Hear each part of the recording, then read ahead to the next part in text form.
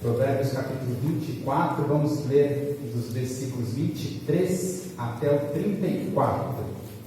Ok? Provérbios 24, do 23 ao 34. Enquanto terminam de abrir as escrituras, vamos falar um pouquinho sobre o livro de Provérbios. O que é o livro de Provérbios?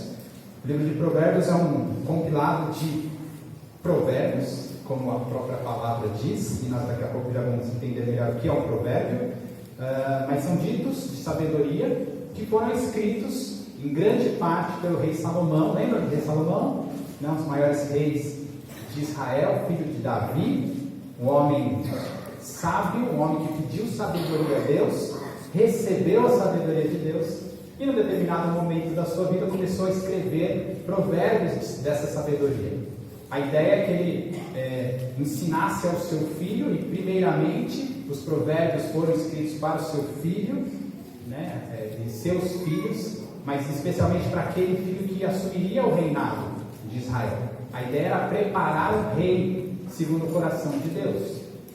Mas havia uma promessa para o seu pai Davi, pai de Salomão, Davi, de que o reinado nunca se apartaria do trono de Davi. Ou seja, os descendentes de Davi, os descendentes de Salomão, reinariam sobre o trono de Israel.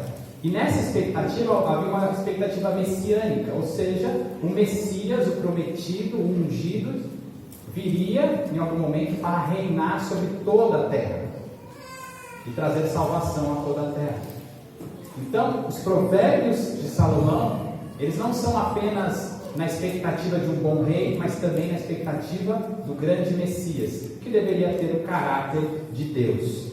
E é isso que nós vamos ver nessa expectativa. Vamos ler abrir as escrituras e ler a respeito dessas instruções que estão no capítulo 24.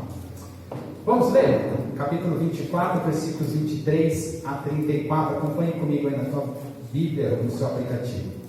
Estes também são os provérbios dos sábios. Parcialidade no julgamento não é bom. Quem disser ao ímpio, você é justo, será amaldiçoado pelos povos e detestado pelas nações. Mas haverá bem-estar para os que repreenderem o ímpio, e sobre eles virão grandes bênçãos. Como beijo nos lábios, assim é a resposta com palavras sinceras. Cuide dos seus negócios lá fora, apronte a lavoura no campo e depois edifique a sua casa. Não testemunhe sem motivo contra o seu próximo, nem o engane com seus lábios. Não diga, vou fazer com ele o mesmo que ele fez comigo, pagarei a cada um segundo as suas obras. Passei pelo campo do preguiçoso, e junto à vinha do homem sem juízo. Eis que tudo estava cheio de espinhos, e coberto de urtigas, e o muro de pedra estava em ruínas. Ao contemplar aquilo, eu fiquei pensando, olhei e tirei a seguinte lição: um pouco de sono, um breve cochilo, braços cruzados para descansar, e a sua pobreza virá como um ladrão, a miséria atacará como um homem armado. Vamos orar mais uma vez. Senhor Deus, fala conosco nesta noite, Senhor. Nos ajuda a enxergar aquilo que o Senhor tem para nós. E transforma o nosso coração, para que sejamos mais parecidos com o nosso Salvador Jesus Cristo. Essa é a nossa esperança, a nossa oração. Em nome do teu Filho amado. Amém.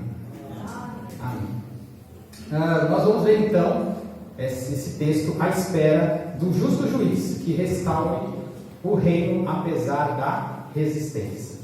Então nós vamos ver no versículo 23 a apresentação desse texto. Pode parecer estranho, o livro de Provérbios tem isso como característica. São vários provérbios que vão descendo página após página, e muitas vezes a gente acha que são apenas ditos espalhados e soltos pelo livro. Mas em boa parte desse livro nós vemos um grupo de versículos que fazem parte de um mesmo contexto. E a gente leu aqui de uma vez corrido, e pode parecer muito estranho, porque parece que vários assuntos estão sendo tratados nesse pedaço, mas vamos tentar aqui alinhá-los e tentar enxergar qual era a ideia do autor que compilou todos esses versículos num único grupo de versículos. Vamos tentar entender qual é o rumo de pensamento que o autor teve aqui nesses versículos. E o primeiro versículo, no versículo 23, ele começa falando então que esses são os provérbios dos sábios. O que é um provérbio de fato? Então, um provérbio é um dito popular, muitas vezes, é um aspecto de sabedoria, uma passagem que quer transmitir alguma informação, algum ensino, mas que ela é compactada em poucas palavras. Então, o autor ele escolhe pequenas porções, pequenas palavras. Normalmente escrevia isso em 2 versos paralelos, e uma das características são os paralelismos, e a gente vai ver isso aqui no texto. Quando uma linha fala uma coisa, a outra normalmente repete ou refuta aquela primeira linha, para dar um maior entendimento. Então nós temos ditados populares, né, na nossa língua, na língua portuguesa. Nós vamos lembrar algumas aí. Quem lembra aí de um ditado popular, um provérbio popular? Água mole e pedra dura, tanto bate até que fura. Olha lá que bonitinho, tem até rima, né? Alguém mais desse lado aqui? Oi? De grão em grão a galinha enche o papo. Batatinha quando nasce espalha. Batatinha quando nasce espalha a ronca do chão. Muito bem. É isso aí. Então esses são os ditados populares, normalmente que tem uma aplicação, né, para mudar a nossa vida, para transformar isso escrito em poucas palavras. Isso são provérbios. Mas esses provérbios aqui são dos sábios. O que é a sabedoria? Né, a palavra hebraica para sabedoria, ela significa habilidade. E a ideia aqui da sabedoria é que é a habilidade de viver. Né, você gostaria de ter habilidade para viver? Quando chegar nas bifurcações da vida, quando você tem que escolher um caminho por qual seguir, você precisa de habilidade para escolher aquilo. Você precisa de habilidade para colocar em prática aquilo que você aprende da palavra de Deus. Foi por isso que Salomão, quando estava diante de Deus, pediu sabedoria, porque ele queria habilidade para governar o povo de Deus. E nós muitas vezes carecemos de sabedoria. Salomão, de fato, é o grande expoente da sabedoria do Antigo Testamento. Mas outros homens também escreveram ditos e provérbios de sabedoria nas páginas do livro de Provérbios. Mas a ideia geral, como eu já disse, do livro de Provérbios é promover um caráter divino. Aquele que conseguir cumprir todos esses provérbios, de fato, será mais parecido com Deus. Você acredita nisso? Essa é uma das intenções do livro. Mas nós não conseguimos fazer isso sozinhos. Não conseguimos fazer pela própria força. Nós precisamos da ação do Espírito Santo em nós, da transformação do nosso coração, para que a gente de fato consiga colocar em prática aquilo que a palavra de Deus nos ordena. Amém?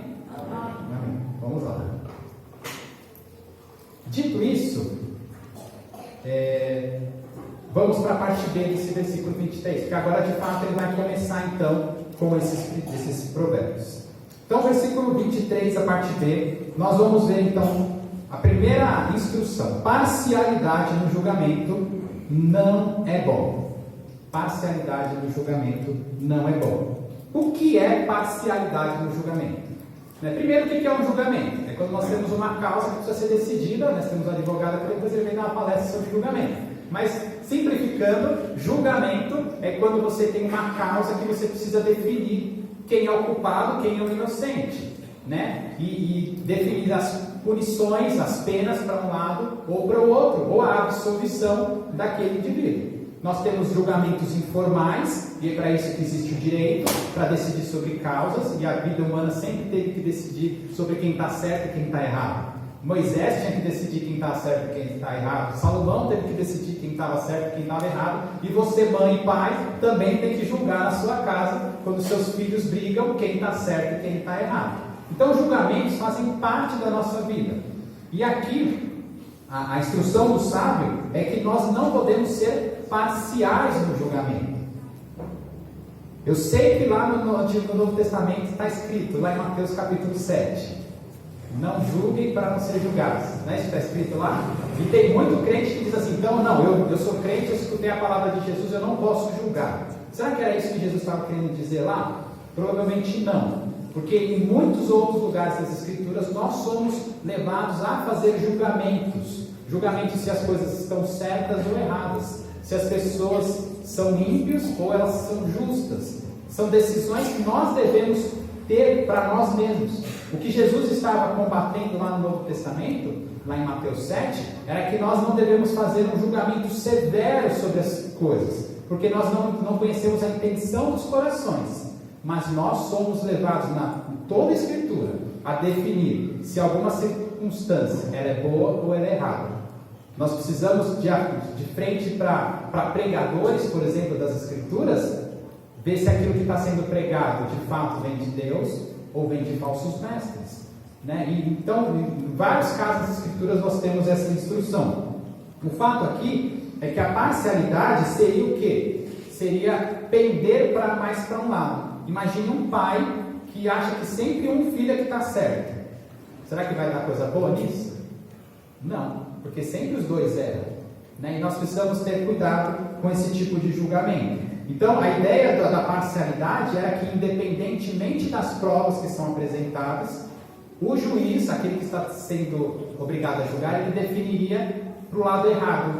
Tá bom? Então, isso não é bom. Ser parcial não é bom.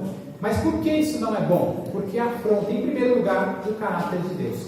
Deus é um Deus imparcial. E isso está escrito em vários lugares nas Escrituras. Existem provérbios que estão escritos, mas lá em Tiago, capítulo 2, versículo 9, está escrito o seguinte: se, no entanto, vocês tratam as pessoas com parcialidade, cometem pecado, sendo condenados pela lei como transgressores. Então, primeira ordenança aqui para nós é: tome cuidado com os julgamentos, não seja parcial nos julgamentos.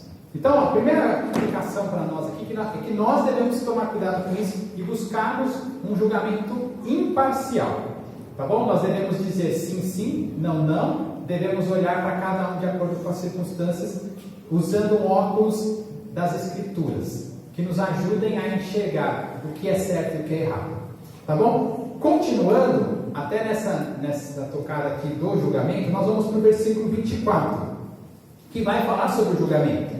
Veja o que está escrito no versículo 24, e no 25, e no 26. Quem disser ao ímpio, você é justo, será amaldiçoado pelos povos e detestado pelas nações, mas haverá bem-estar para os que repreenderem o ímpio, e sobre eles virão grandes bênçãos, como beijo nos lábios, assim é a resposta com palavras sinceras. Então aqui nós estamos no ambiente do julgamento, e a ideia é de que alguém, o juiz desse julgamento, olhou para alguém que era ímpio, e você sabe o que é o ímpio, aquele que não anda nos caminhos de Deus, aquele que despreza Deus, aquele que é mau, olhou para a cara desse cara e disse assim: você é justo, como se dissesse, você está absolvido, vá para casa.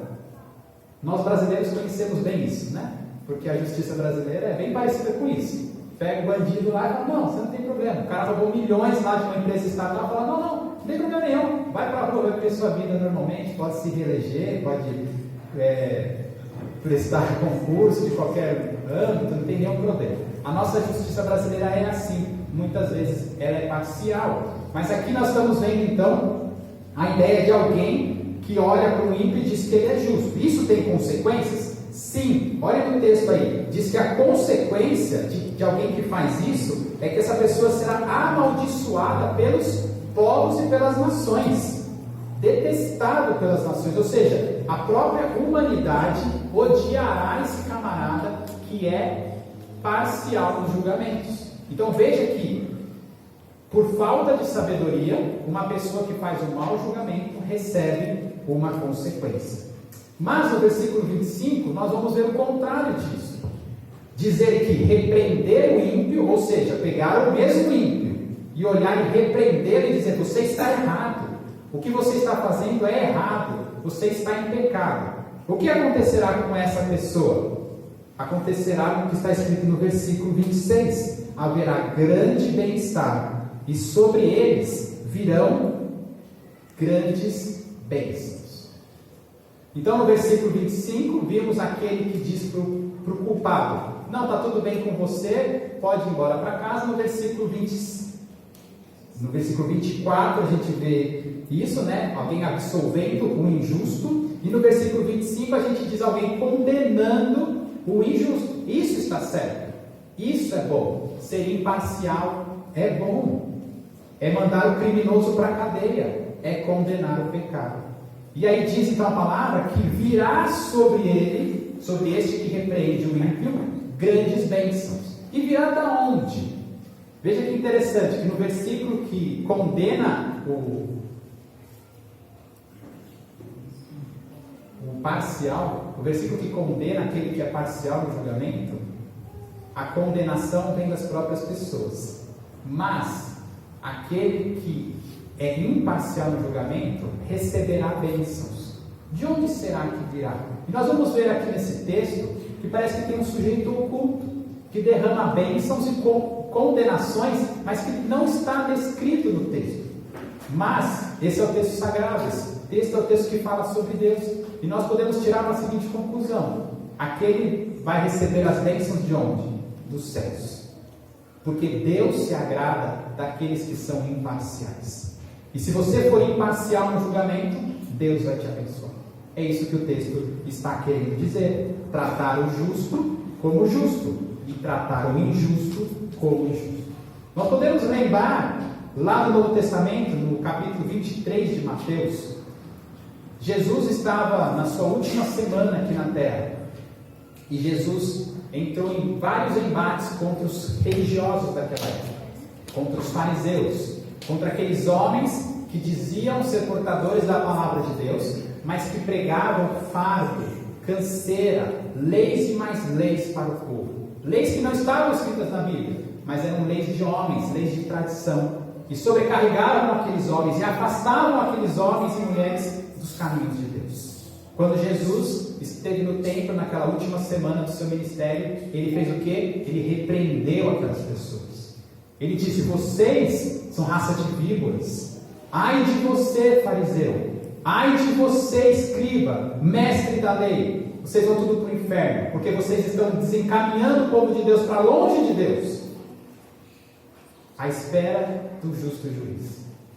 O texto do Antigo Testamento esperava o grande juiz, e esse juiz veio, e esteve aqui na terra e repreendeu o ímpio, e repreendeu todo aquele que era injusto. Ele tinha as bênçãos de Deus sobre ele. No versículo 26, nós vemos um texto interessante que diz que, como o beijo nos lábios, assim é a resposta com palavras sinceras. Que palavras sinceras são essas? São justamente as palavras que dizem: você é justo quando a pessoa é justa, e que você é ímpio quando você é ímpio. Essas são as palavras sinceras. E aqui há uma comparação que usa essa palavrinha como, essa comparação que a gente chama de símile, que compara a pessoa que fala a verdade num julgamento como um beijo na boca. E aqui os casados sabem muito bem o que é um beijo na boca, e sabem que é algo bom. Tanto é bom que a juventude quer muito beijar na boca, né? Mas cada coisa no seu tempo. Então os jovenzinhos aguentem aí, porque é bom, mas só vai chegar no tempo certo, no tempo oportuno. Mas aqueles que já sabem como é bom um beijo na boca, vão entender que falar e julgar de maneira apropriada é bom. Imparcialidade é bom. Agora, quando você julga com parcialidade, isto não é bom. Esse é o primeiro bloco, e a gente vai então relembrar de algumas advertências, que todo julgamento traz consequências, mas falar a verdade é sempre correto. Então tenha isso para você, para a sabedoria da sua vida. Sempre fale a verdade num julgamento. E isso serve para qualquer circunstância na sua vida. Porque muitas vezes no nosso trabalho nós somos chamados a julgar situações. E nós, como crentes, como povo de Deus, devemos ser imparciais no julgamento. O que é errado tem que ser dito que é errado, e o que é certo tem que ser dito que é certo. Se você agir assim, você receberá a bênção de Deus. Mas se você trabalhar de maneira contrária e começar a chamar o bem de mal e o mal de bem, abre parênteses, o mundo tem feito isso, certo? Vocês acompanham as noticiários. As pessoas hoje veem as coisas mais horrorosas acontecendo e dizem assim: não, está tudo bem, está tudo certo, cada um faz o que quer da sua vida. Fecha parênteses. Essas pessoas serão odiadas. E se você entrar nesse caminho, você não vai estar sendo sábio. E você também vai ser detestado pelas pessoas. Porque isso mostra incoerência. Mas nós devemos ser coerentes com a verdade bíblica. Então fale o que é certo. Se for errado, fale o que é errado. E dê a referência. As pessoas vão ver a sua coerência com a sua fé. E não vamos esquecer que consequências sempre haverão das nossas atitudes. As consequências podem ser boas de um bom julgamento, mas as consequências podem ser ruins de um mau julgamento. Olhando para frente, a partir de Provérbios esperava o grande rei, o rei perfeito. E esse rei veio na pessoa de Jesus, aquele que julgou quando esteve aqui na terra e que voltará para julgar tudo conforme a vontade de Deus. Amém? Vamos para o versículo 27. O versículo 27 diz o seguinte: cuide dos seus negócios lá fora, apronte a lavoura no campo e depois edifique a sua casa. Então saímos do julgamento e agora vamos para as atitudes, para a atitude do trabalho, à espera daquele que estabelece o reino. Lembra que o rei precisava estar preparado para estabelecer o reino. O que esse versículo nos ensina? Em primeiro lugar, ele nos ensina sobre prioridades. Você lida com muitas atividades no seu dia a dia? Você tem que fazer muita coisa? Quando você acorda de manhã, você faz uma lista de tarefas e fala assim: meu Deus, por onde eu começo? Né? A dona de casa que o diga, né? Não cabe numa folha. E muitas pessoas têm diferentes necessidades no seu dia. Mas uma das grandes sacadas de organização de tempo é definir prioridades. É falar: isso aqui é mais importante, eu vou fazer em primeiro lugar. Depois eu vou fazer a segunda tarefa, depois a terceira, depois a quarta, depois a quinta. Tenha isso como sabedoria para a sua vida. E um pouco disso que esse versículo ensina. Ele diz que existe uma coisa a ser feita em primeiro lugar e uma coisa a ser feita em segundo lugar. E apesar de nós termos 3 verbos e 3 linhas, nós vamos entender que esse versículo fala de apenas 2 ordens. No versículo 27, no começo, diz assim: cuide dos seus negócios lá fora, apronte a lavoura no campo. Esse aqui é um paralelismo. Cuide ou apronte, ou seja, estabeleça algo. E o negócio lá fora, ou o campo, significa mais ou menos a mesma coisa. Naquela época, o povo era agricultor. O povo tinha seus negócios, seu trabalho, onde era? Era do lado de fora da casa. Então era a lavoura. Ele está falando sobre a mesmo ambiente. Você tem um negócio a cumprir. Você precisa ir lá e trabalhar. Você precisa preparar o campo. Você precisa semear. Você precisa regar. Você precisa tirar as coisas, as pragas que atrapalham. Você precisa colher a sua colheita. Cuide disso, estabeleça isso. Isso é o sustento, era o sustento de um homem naquela época. Isso era o sustento da sociedade naquela época. E a ideia aqui é que isso deve ser feito em primeiro lugar. Por quê? Porque é onde você coloca o domínio sobre a criação de Deus. A terra está lá. E Deus deu a terra para o homem cultivar, para cultivar e tirar alimento da terra. Quando você faz isso, você cumpre o mandato que Deus deu lá em Gênesis. Isso em primeiro lugar. Mas além disso, é que você vai ter sustento para a sua casa. Você não pode ter uma casa se você não tem sustento. Você não pode comprar um carro se você não tem dinheiro para pôr gasolina nele. Sabe essa ideia aqui? Meu antigo pastor dizia assim: você não pode começar a namorar, né, Pedro, se você não tem dinheiro para pagar um sorvete para sua namorada. Né? Então primeiro você tem que ter sustento para você conseguir sustentar a sua vida. Essa é a lista de prioridade. Prioridade número 1, trabalho. Tenha o seu sustento. Qual é o segundo lugar na prioridade? Edifique a sua casa. Veja que tem o depois, tá bom? Depois é depois mesmo. Primeiro faz uma coisa, depois a outra. A segunda coisa que deve ser feita: edifique a sua casa. E aqui no sentido de edificar, no sentido de criar. Você primeiro trabalhou com a criação de Deus, agora você vai criar alguma coisa com a sua própria mão. E isso que você vai criar vem da onde? Vem do seu esforço, vem do seu trabalho, vem da sua diligência, do fazer minucioso do seu trabalho. E aqui, quando o texto fala de edificar uma casa, não está falando só de parede, de tijolo, de cimento. Mentiras num julgamento.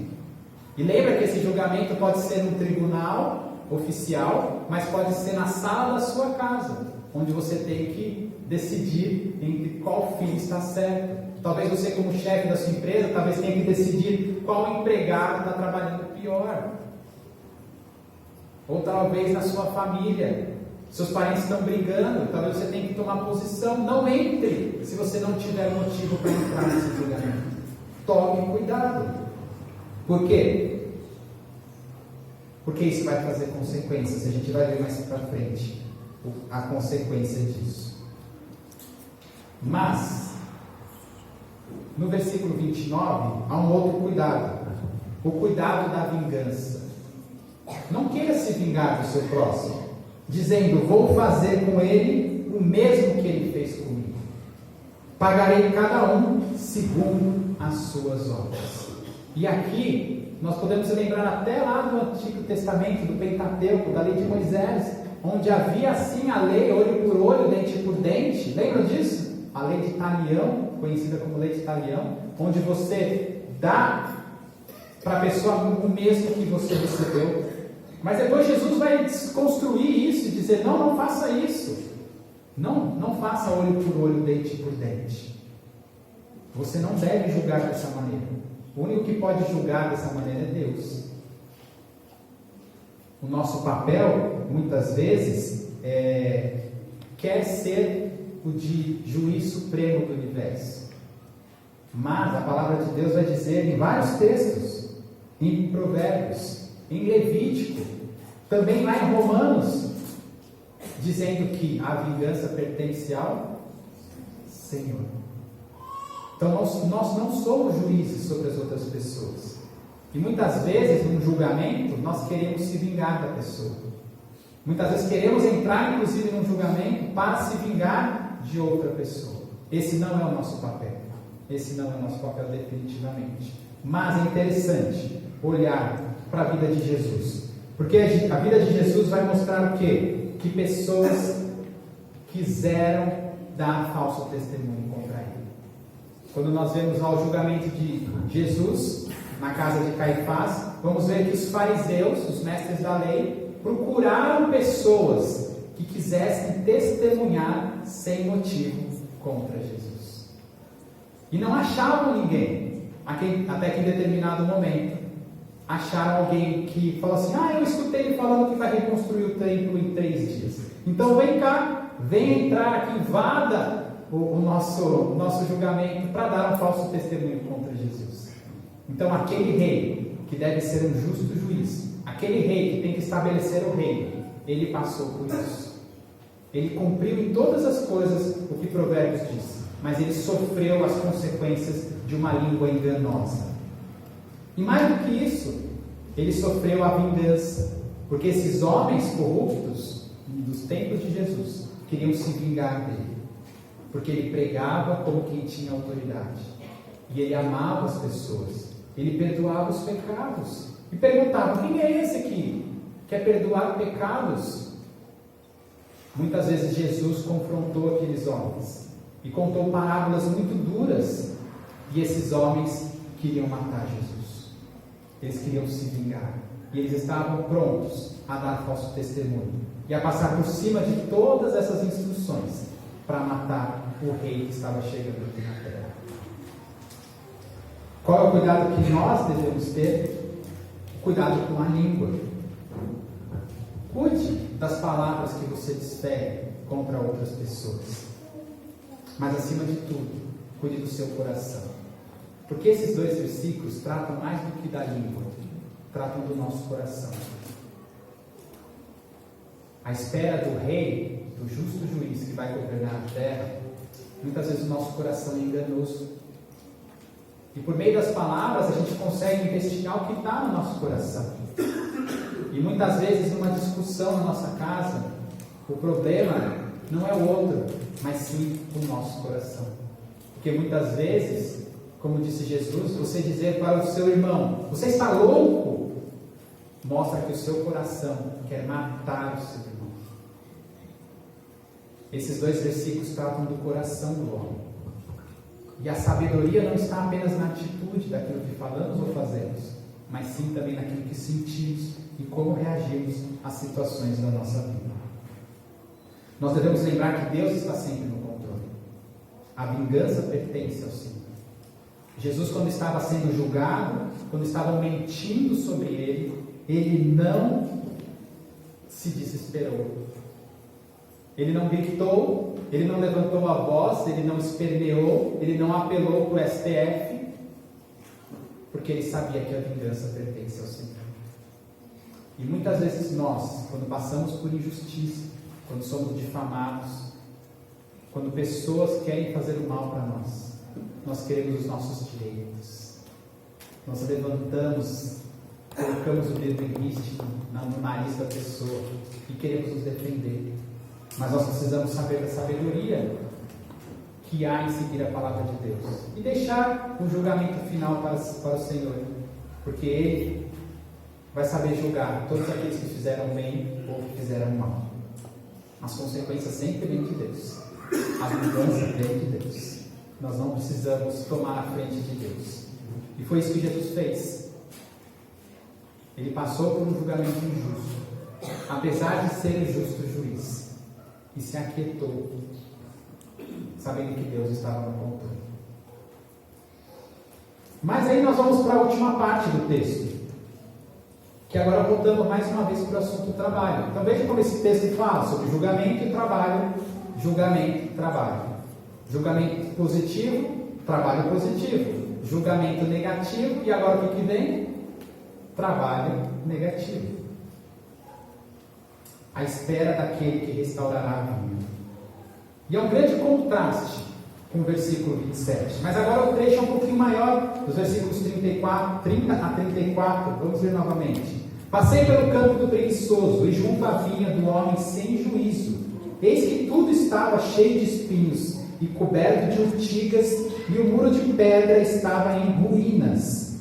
Ao contemplar aquilo, eu fiquei pensando. Olhei e tirei a seguinte lição: um pouco de sono, um breve cochilo, braços cruzados para descansar, e a sua pobreza virá como um ladrão, a miséria atacará como um homem armado. Esse pedaço tem 3 partes: uma observação, uma lição, uma observação, uma interpretação e uma lição. E a observação, e veja que essa observação é a observação de alguém sábio, que diz que estava passando pelo campo do preguiçoso, e na linha de baixo, junto à vinha do homem sem juízo. Nós vamos aqui então fazer novamente um paralelismo, porque o campo é a vinha, e o preguiçoso é o homem sem juízo. E o que ele viu nesse campo? Lembrando que no versículo 7 já falou de campo, já falou de negócios do lado de fora, né? O que nós vamos ver nesse campo? Existiam algumas coisas: ervas daninhas, né? Veja lá no versículo 31, tudo estava cheio de espinhos e coberto de urtigas. Espinhos, urtigas, ou em algumas traduções, ervas daninhas. O que são isso? São as pragas. As pragas que crescem descontroladamente em todo lugar da terra. Desde quando isso acontece? Se você lembrar da Bíblia, lá de Gênesis 3, você vai ver que depois do pecado, Deus deu uma maldição para o homem. Você vai tirar o fruto da terra, mas o que vai nascer na terra? Erva daninha, urtiga, espinheiro. E você vai ter muito mais trabalho para cultivar a terra a partir de agora, por causa do pecado. Então nós vemos aqui que este é um homem que não está dominando sobre a terra. É um homem que foi controlado pela maldição do pecado. Alguém que tinha um campo, mas que não cultivava mais. E as coisas começaram a nascer descontroladamente. E a segunda coisa que ele observa, ainda no versículo 31, é que o muro de pedra estava em ruínas. O que era esse muro de pedra? Era um muro não cimentado em geral, eram pedras colocadas uma em cima do outro, fazia uma pilhinha de muros, e esse muro circundava a vinha Para quê? Para que animais não entrassem na vinha, não destruíssem a vinha. Para que o ladrão não entrasse e não destruísse a vinha. Para cercar e delimitar aquela propriedade e dizer, isso aqui é meu. Eu tomo conta, isso aqui tem dono. Já passou por um terreno vazio aí que não tem muro? E tem lá um pé de laranja, um pé de manga? O que o cara entra? O cara está passando na rua e fala, olha, isso aqui não é de ninguém. Está cheio de mato e não tem muro. O que eu vou fazer? Eu vou entrar lá e vou pegar uma manga para mim. É a mesma coisa. Era sinalização de que aquilo tinha dono. Mas o que ele observou? Um muro em ruínas. Como se alguém tivesse entrado, como se alguém tivesse derrubado aquele muro para tentar tomar posse. Ou porque aquilo já não dava mais fruto. Se não dá mais fruto, vamos destruir esses muros. Vamos largar isso às traças. Qual é a interpretação que o sábio tem?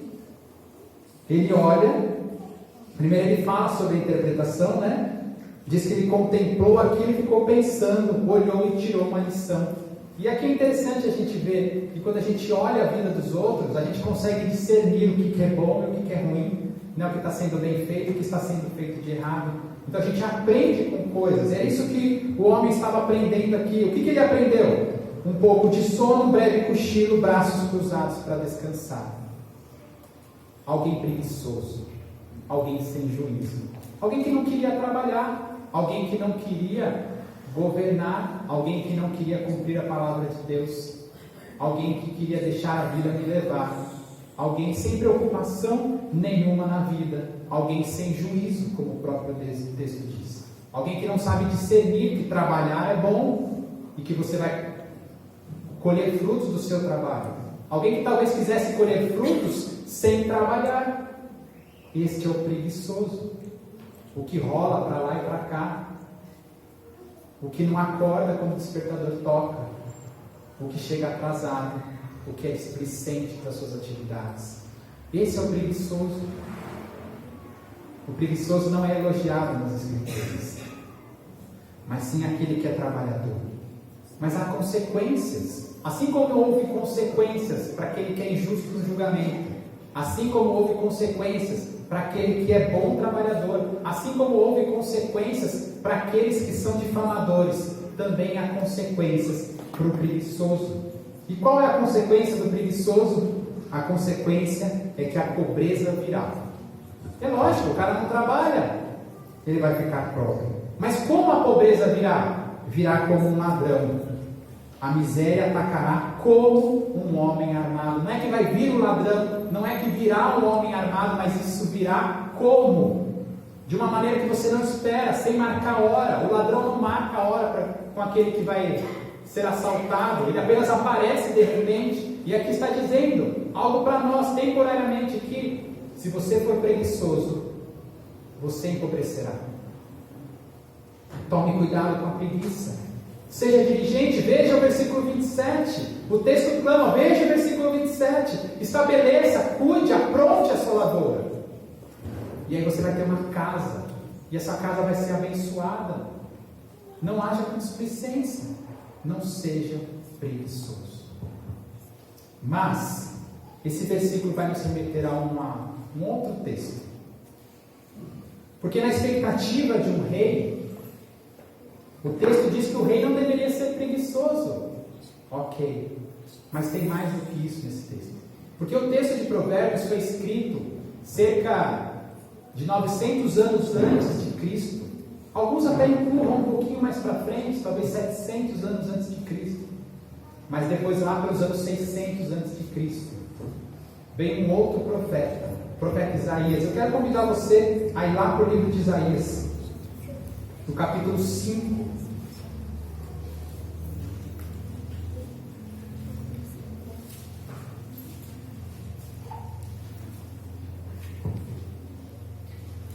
No versículo 1. Isaías capítulo 5, versículo 1.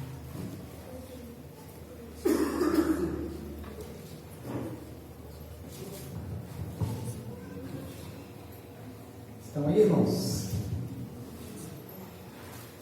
Isaías 5, 1, de 1 a 7 nós vamos ler.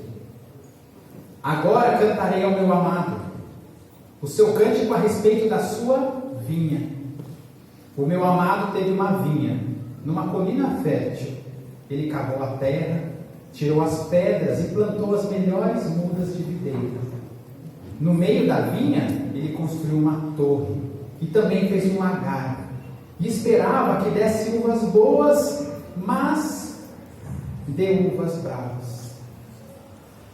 E agora, ó moradores de Jerusalém e homens de Judá, peço que julguem entre mim e a minha vinha. Que mais se podia fazer a minha vinha que eu não lhe tenha feito? E como, esperando eu que desse uvas boas, veio a produzir uvas bravas? E agora lhe darei a conhecer o que pretendo fazer com a minha vinha. Vou tirar a cerca que está ao seu redor, para que a vinha sirva de pasto. Derrubarei o seu muro, para que ela seja pisoteada. Farei dela um lugar abandonado. Não será podada, nem cavada, mas crescerão nela espinheiro e ervas daninhas. Também darei ordem às nuvens, para que não derrame chuva sobre ela. Porque a vinha do Senhor dos Exércitos é a casa de Israel, e os homens de Judá são a planta preferida do Senhor. Este esperava retidão, mas eis aí opressão. Esperava justiça, mas eis aí clamor por causa da injustiça. Nós vamos ver que esse texto de Provérbios apontava para um momento onde o profeta Isaías descreve exatamente com a mesma figura uma vinha de preguiçosos, uma vinha com o muro derrubado e cheio de ervas daninhas, uma vinha onde não chovia e portanto não crescia nada, uma vinha que empobreceu por causa da preguiça.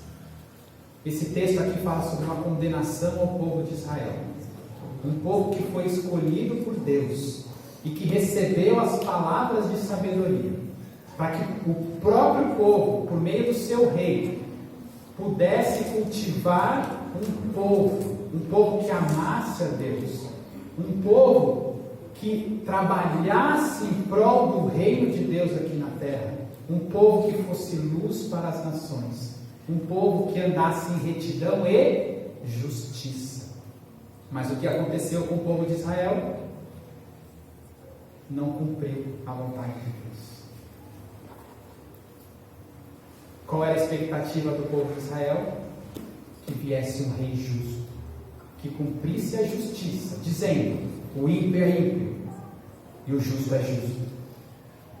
O que o povo de Israel esperava? Alguém que trabalhasse, que estabelecesse o seu reino. Mas o que o povo de Israel fez? Mau julgamento contra ele. Fizeram um falso testemunho contra ele. Quiseram se vingar dele. Mas a vinha era o povo de Israel. E agora há uma condenação sobre o povo de Israel, que clama por um rei justo, que venha como um bom trabalhador, como um bom governante, para restabelecer esse muro, para replantar esta vinha. É isso que esse texto de Provérbios clama ao final. É como se o autor deixasse cenas para um próximo capítulo. Sabe quando você assiste aquela série da Netflix e que termina o episódio e você fala: mas e agora? O que vai acontecer? É assim que termina o capítulo 24 de Provérbios, com um muro derrubado e uma vinha destruída, tomada por espinhos. O profeta Isaías, então, séculos depois, vai dizer: esse muro derrubado e essa vinha destruída são vocês, povo de Israel. Vocês amaram a injustiça e por isso sobreveio a desgraça.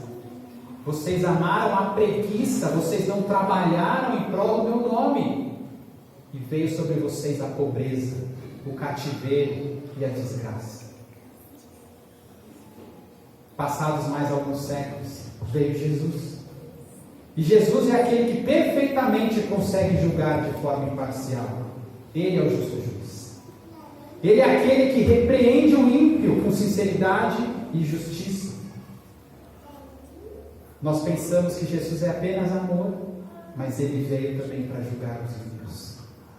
Jesus é aquele que fez a sua obra de maneira completa e estabeleceu o seu reino na terra e está edificando uma morada para o seu povo lá no céu.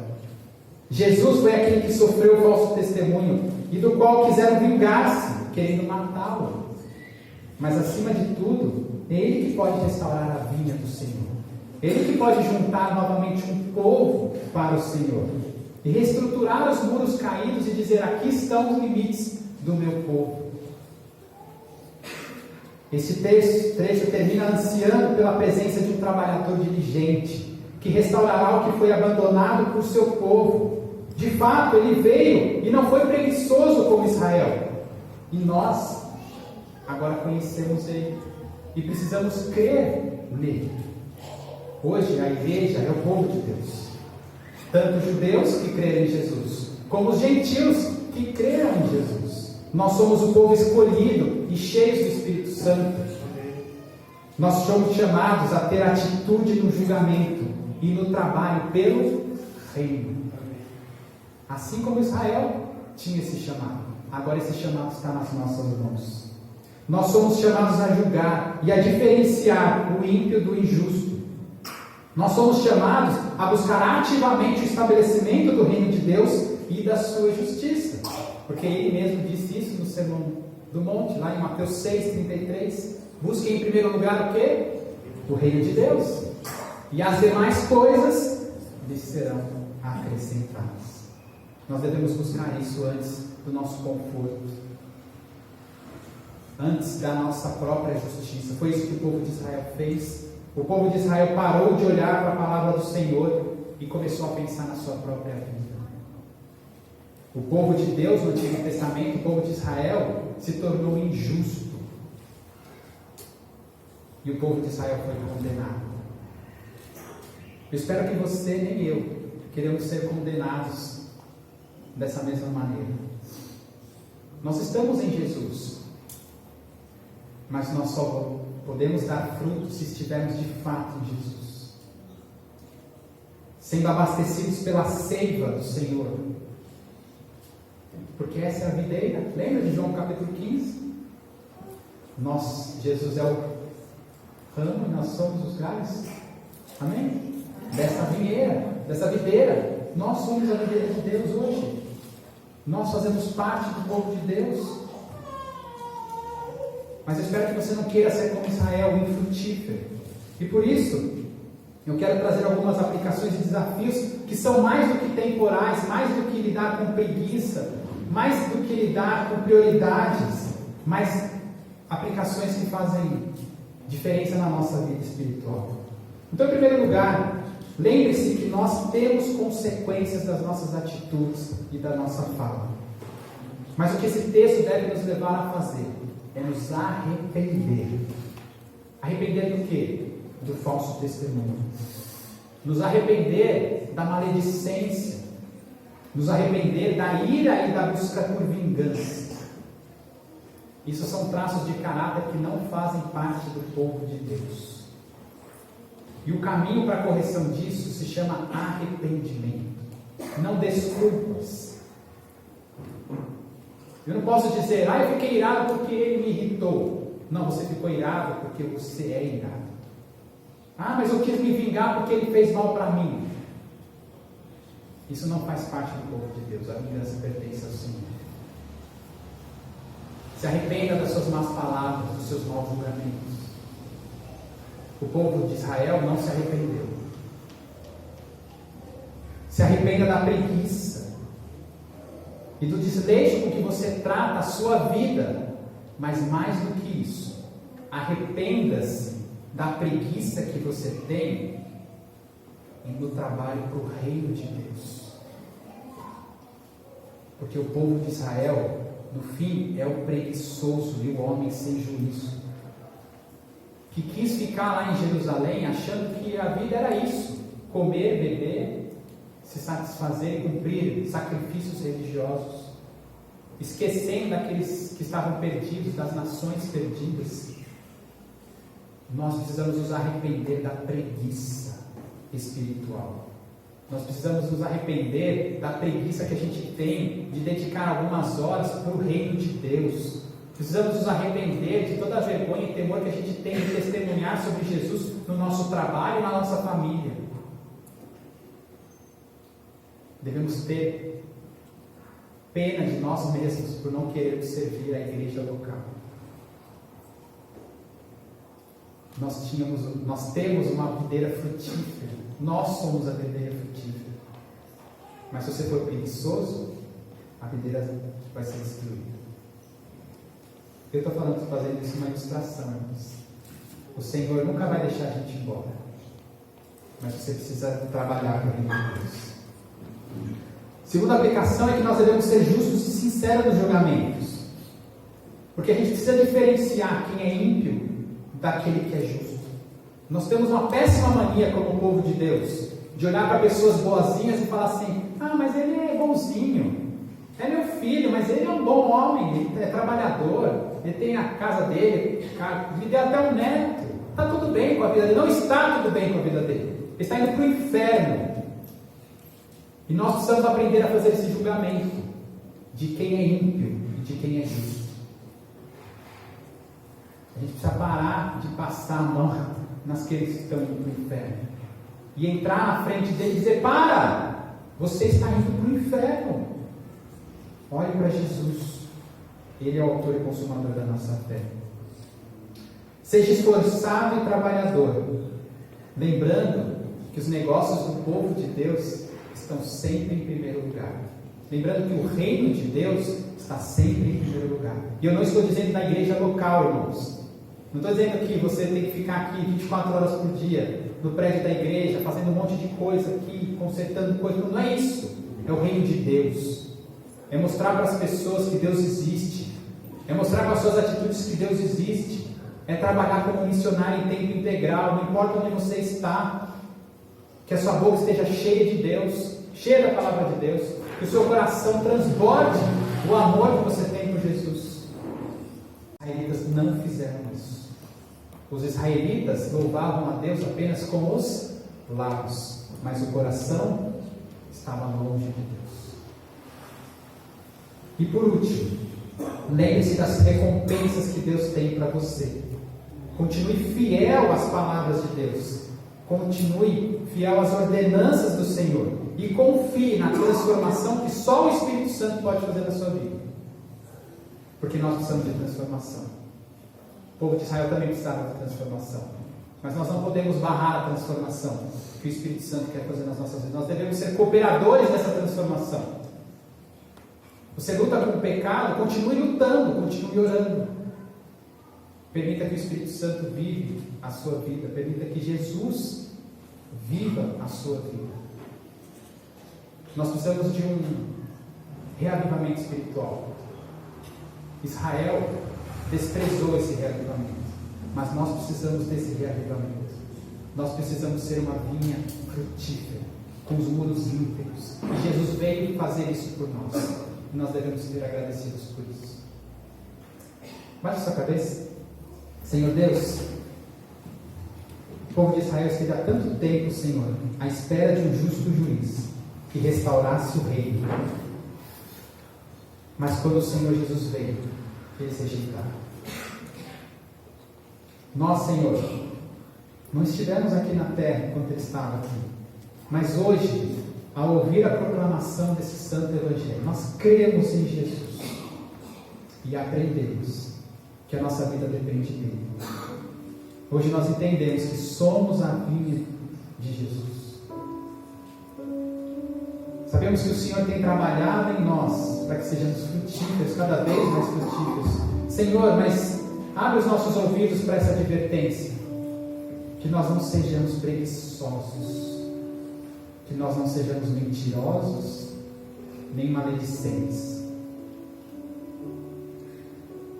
mas que nós possamos ser cada vez mais parecidos com o Senhor Jesus, o justo juiz, aquele que faz bons julgamentos, aquele que nos amou primeiro, quando ainda éramos pecadores. Nos dá forças pelo Espírito Santo a cumprir aquilo que nós temos chamado para fazer discípulos de todas as nações. batizando-os e ensinando-os. Nos ajuda, Senhor. Nos livra muitas vezes de nós mesmos. Nos transforma, Senhor, nos renova. Que a tua igreja possa ser reconhecida como uma vinha frutífera, sem ervas daninhas, sem espinheiros, com os muros íntegros, e que cumpre o nosso papel aqui na terra, até que o Senhor da vinha venha nos buscar. Essa é a nossa oração, e assim fazemos em nome de Jesus. Amém.